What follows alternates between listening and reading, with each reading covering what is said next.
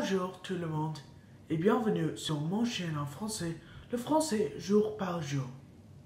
Aujourd'hui, je vais faire une vidéo d'un type un peu différent parce que je veux parler sur une chose historique et culturelle de la France. Peut-être que vous savez de la tragédie qu'a passé le samedi dernier dans la France à Nantes. Le samedi dernier, un incendie a tragiquement brûlé la cathédrale de Nantes. Ces cathédrales s'éveillent et c'était important parce que c'était un bel exemple de l'architecture gothique. L'incendie le samedi dernier, c'était pas grave par la structure de cathédrale, mais beaucoup a brûlé dans l'intérieur. Les choses détruites par le feu cette fois incluent des vitraux, des tableaux et, le plus triste de tout, le grand orgue de la cathédrale de Nantes. Alors aujourd'hui, je vais raconter un peu de l'histoire de cette grande orgue tristement perdue le week-end dernier.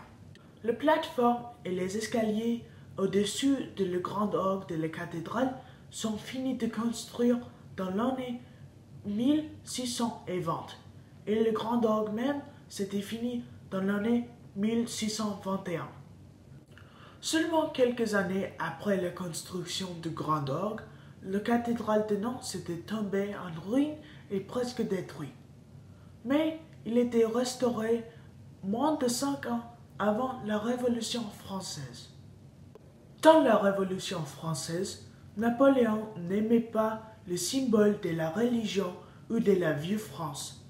Alors, la cathédrale de Nantes s'était convertie en un temple à la raison. Et les Nantais racontant toujours une histoire de la grande orgue à cette époque de la Révolution française. L'histoire se raconte comme ça. Quelques soldats de la grande armée de Napoléon sont envoyés pour détruire le grand orgue de Nantes. Mais ils sont arrêtés par l'homme qui jouait l'orgue. Pour arrêter les soldats, il a joué la Marseillaise, l'hymne national de la France, sur cet orgue. Il a sonné trop belle que les soldats ont pleuré et il n'a pas détruit l'orgue. Alors, l'orgue et la cathédrale tous les deux sont sauvés de la Révolution française. Un siècle et demi après la Révolution française, le tour du nord de la cathédrale de Nantes s'était détruit mystérieusement dans une explosion d'origine inconnue. Beaucoup de les vitraux de la cathédrale sont détruits, mais l'orgue s'est sauvé. L'orgue et la cathédrale aussi sont presque détruits pour une troisième fois dans la Seconde Guerre mondiale.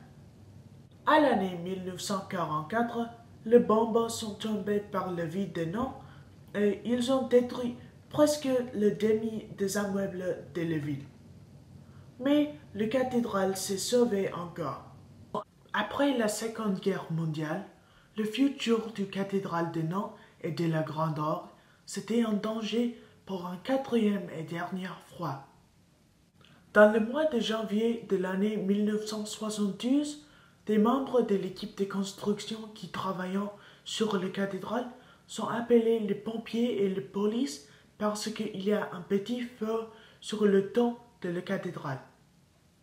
Mais cette fois, dans l'hiver de 1972, le feu c'est pas grave et les pompiers ont arrêté le feu avant qu'il ait endommagé la cathédrale.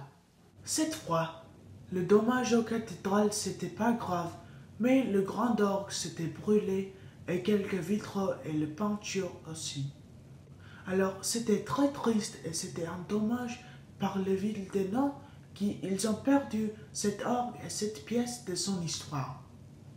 Merci d'écouter cette histoire et désolé parce que c'était une histoire un peu triste, mais merci d'écouter et à la prochaine.